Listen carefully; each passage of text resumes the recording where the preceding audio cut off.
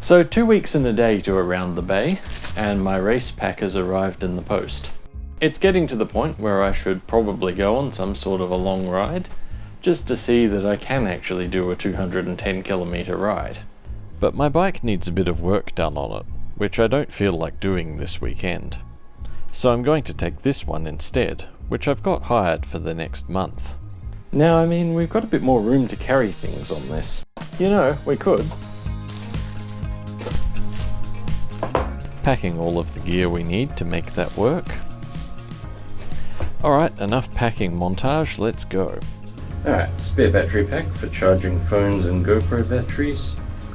2 spare battery packs for the bike, 2 litres of water, the jet oil, Bluetooth connected 2-way radio, and APRS tracking.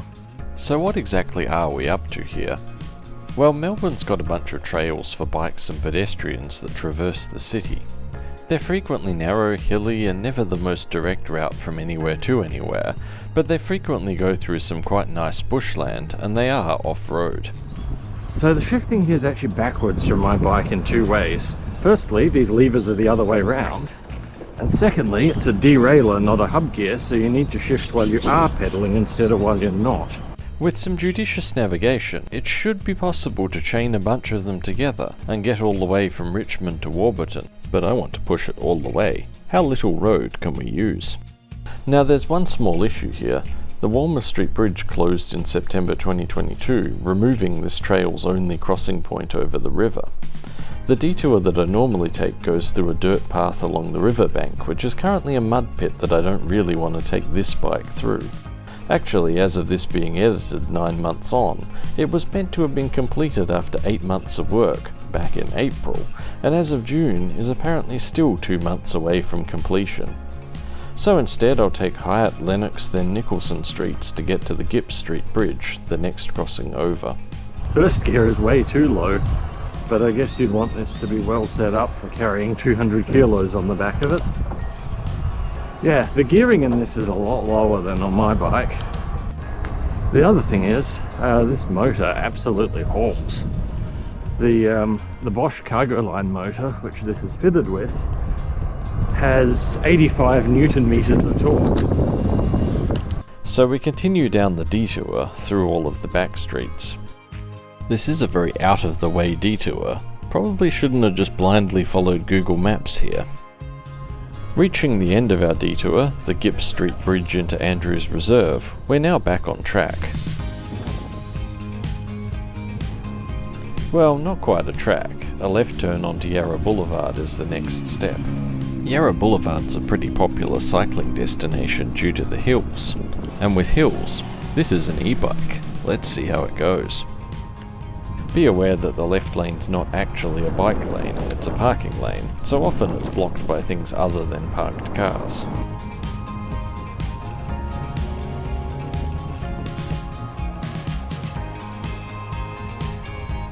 While half of Yarra Boulevard consists of steep uphills, you will be pleased to know that the other half is downhill. Oh, it does get a bit squirrely above 45. And then we go under Chandler Highway, off of Yarra Boulevard, and onto the main Yarra Trail. But in a fitting punishment for having so much fun overtaking everyone on Yarra Boulevard, well, at least I had someone to help. Someone who was riding in from the other direction. It's still threaded through that one. Okay. Now I could call the hire company and they'd send a van out to pick the bike up, but I wouldn't get it back for a few days, which would ruin our adventure today. Oh, no, sorry. I thought you were right. Second thing I did when I got home was to go buy a multi-tool like that. Of all the bikes to throw a chain on. So they won't need to push it all the way out. It was going so well, until we dropped the Allen key into the long grass. But then we found it and finished fixing the chain. Well, I guess I can now say it would be fair to describe the torque of that thing as chain snapping. Continuing on, I follow the main Yarra Trail, unsurprisingly, along the bank of the Yarra River. Heading up the steep hill to Belford Road, the bike handles it nicely. And in the very next section of the trail, it departs from the bank of the Yarra River to instead closely follow the Eastern Freeway, a little less picturesque and a hell of a lot louder. But it shortly turns off to the Burke Road Billabong Reserve, heading back into the bushland. Not turning left at the bridge, we leave the main Yarra Trail and join the Coonung Creek Trail, passing under Burke Road, then heading through a culvert under the Eastern Freeway.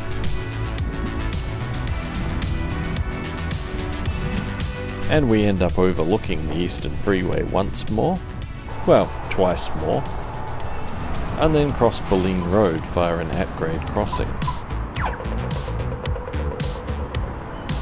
Now we're directly alongside the other side of the Eastern Freeway, before we disappear behind a concrete wall, and then divert off into the greenery of the Coonung Creek Reserve. Only 21k in and it's lunchtime already. This is going to be one of these adventures, isn't it?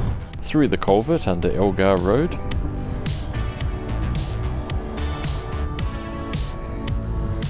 and then a trip up the reserve sandwiched between the Eastern Freeway and the houses. And then a left turn here to cross the Eastern Freeway, leaving the Coonung Creek Trail for the Coonung Creek Trail.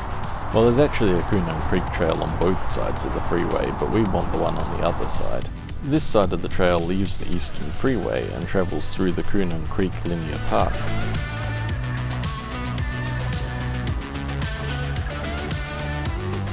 Okay, we're up to about a 50% hit rate with the gears.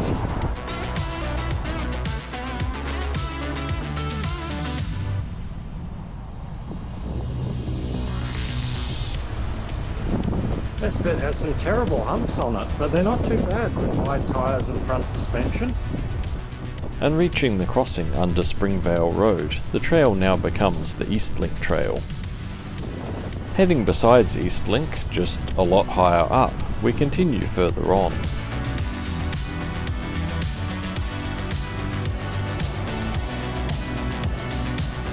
After what seems like an endless climb, we finally get to a steep, windy downhill section. Time to spend all that gravitational potential energy you gained on the climb by heating up your brake pads. These brakes have not been bedded in. Continuing over the top of where Eastlink tunnels through the hill, we then continue onto the section shared with the Mullum Creek Trail.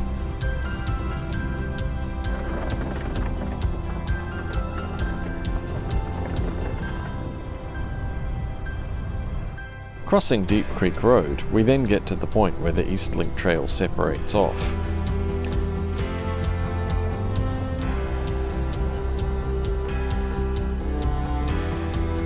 Taking the Ringwood Gateway Bridge over the Maroondah Highway, I continue south down the Eastlink Trail.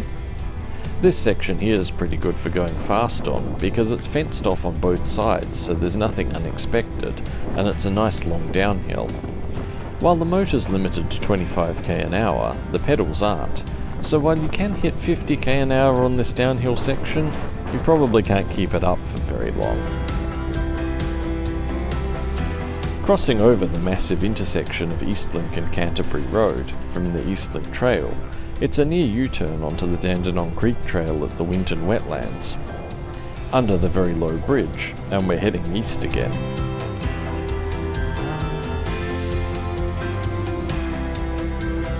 So then from here it's a left through the pipe, across the bridge and down Bungaluk Road. Okay, it's another short on-road section, but there's really no alternative to this bit. But then, when you get to Canterbury Road, there's a short unnamed shared path that heads to the end of the Bungaluk Creek Trail. At that point, continuing up the Turalla Creek Trail, which has some interesting bits. Continuing on to the redeveloped Turalla wetlands, there's a nice section of brand new path here.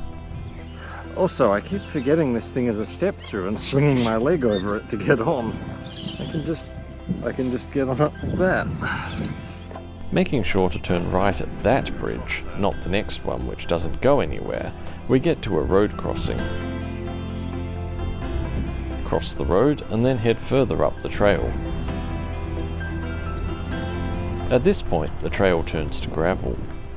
And then we reach the Carrum to Warburton Trail, which is really just one council taking credit for the other half of a trail they didn't build.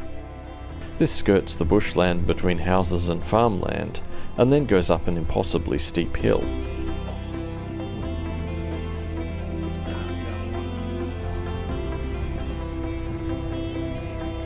But what goes up must come down, so there's a steep hill down through a reserve. After this, the path ends, and it's up Kipling Avenue.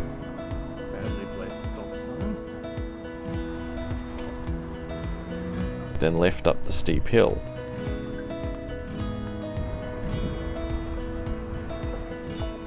If you turn in and then hit the brakes, the front suspension compresses, which changes the angle of the front wheel. Now, any of you who ride a bike with front suspension probably are saying, well, duh, but it's new to me. Up more steep hill, past the junkyard, then turn right. Cross the road, and we're now skirting Hull Road, heading through Lakeview Reserve. This is a fairly loose and bumpy gravel path that goes down quite a steep hill. Okay, this would be a little scary on a road bike, I'll give you that. A short trip down Lakeview Drive, and we're now in the Hull Road wetlands. Now at this stage, there's two ways we can go. We can head north from here on the Alinda Creek Trail to Lilydale Station, to meet the Lilydale to Warburton Rail Trail at its start. And indeed, most sensible people who ride this trail take their bike on the train to Lilydale Station and begin from there. The other way looks better on the map though. Instead, I'm going to head south from here. Cross Hull Road and then turn onto the Alinda Creek Trail.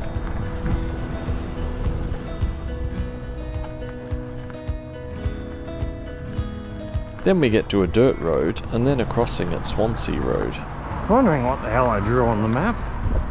Okay, this is turning out to be one of these shortcuts. It really did look better on the map. Continue uphill at the unnamed path.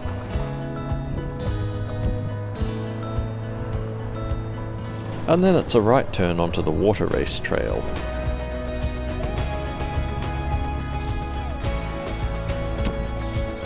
And then a left onto the Mount Evelyn Aqueduct Walk.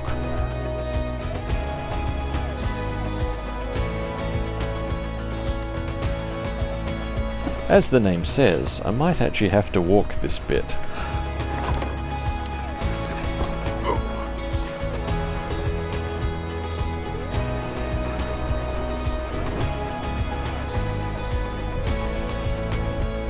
Cross over Channel Road.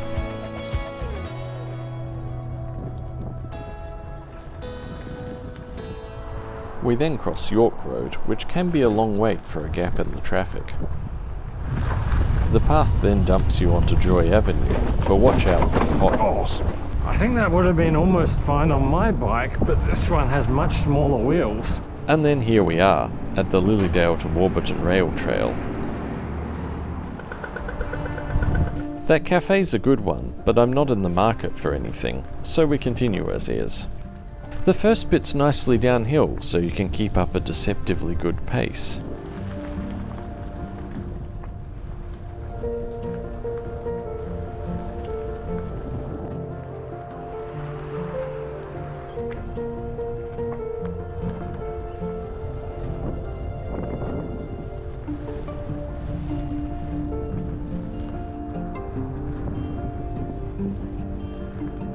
But as we get further down the trail, the houses end and the trail traverses farmland, or in some cases bridges over it because it's just too swampy. As this is a rail trail, the former rail platforms remain, this one from the former Woori Yallock station.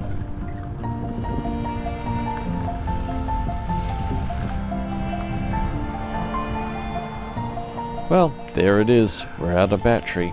Okay, so we made it 77.8 on both batteries. On the other hand, to get up here, where there's been a lot more climb than descent, so battery usage should hopefully be lower on the way back, otherwise I'm going to fall short. On the other hand though, I was kind of expecting more. On my Gazelle Citizen, I can get close to 130 kilometers using 2 batteries. But that's a lighter, more aerodynamic bike with larger diameter, narrower and lower rolling resistance wheels, and a lower torque motor. At least, I hope I'm right about that.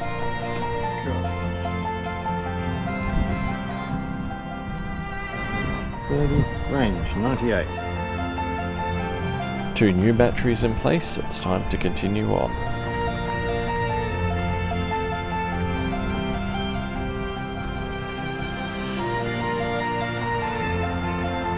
Now at a random point, the path just crosses back over Warburton Highway, although just after where the speed limit reduces, bunching up all the cars.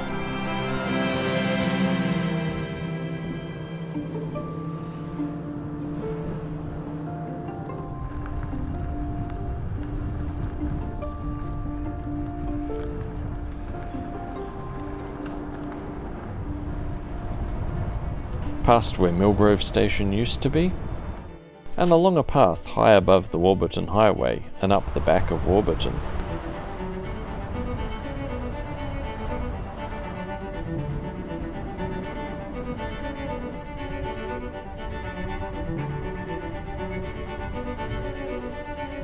So there's the Cog Bike Cafe, but this is no credit card tour, so let's keep going for lunch. There's the water wheel. Yeah, what? This'll do.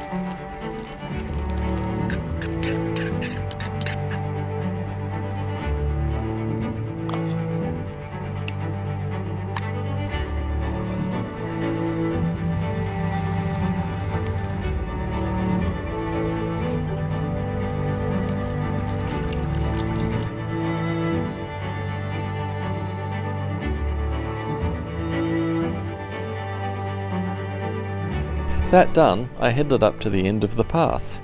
And would you look who that is? Water bottle refilled and it's time to head back. Alright, that range number is slowly increasing as it adjusts to the travel being more downhill, which is good because it's got to last for 99. And you know you're in danger when the footage looks this good.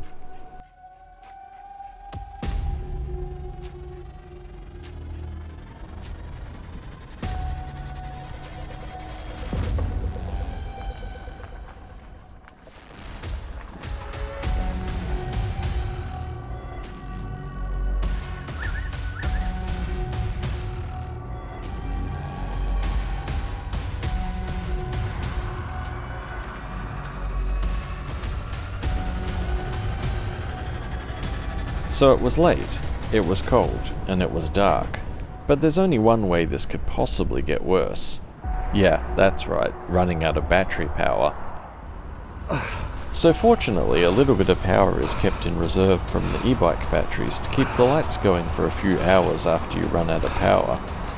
But unfortunately, this is a very heavy bike, about 32.5 kilograms before I added all my stuff to it.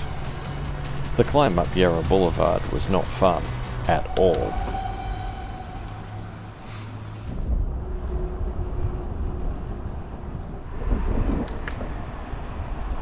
But eventually I got back home, and something rather appropriate was waiting on my desk for me. 180 kilometre ride done, next week I'd better get my other bike fixed, because now I know this isn't a backup plan and I'm not going to make it if I take this one around the bay. But I do get the feeling that I might be using it for something that's not its intended purpose. So lastly, let's take a quick look at the numbers. When weren't we off-road? Getting to the Capital City Trail was 0.6, detouring due to the Walmer Street Bridge was another 3, Yarra Boulevard was another 5, Hull Road was another 0.1, felt like more because it was so steeply uphill, and Bungaluk Road was 0.5. Coming back, I did take a bit of a different route to shave off a bit of distance because I didn't want to run out of power for the lights and I had no power assistance from the bike. So coming back along Yarra Boulevard 2.6 and then 3.4 more directly home from that. So with 180.8 total, 15.2 on road, that's 91% off-road. Not counting the bridge-related detour, and assuming roughly the same length of path, which looks to be about right, that would be about 95% off-road. So theoretically we can do a little better once the Walmer Street Bridge reopens. Before I looked into this, I was actually not expecting to be able to get that far out of Melbourne while practically not using any road. Also, there is the option to bypass Yarra Boulevard, though it does involve a bit of gravel, and bypassing it entirely does require riding on a mountain bike track. This also does add a bit of length, but it does remove some hills, so the range hit may not be so bad. I guess that's something to investigate for later. Until then, don't forget to like, comment and subscribe, and see you next time, where there'll be further mechanical preparation for Around the Bay.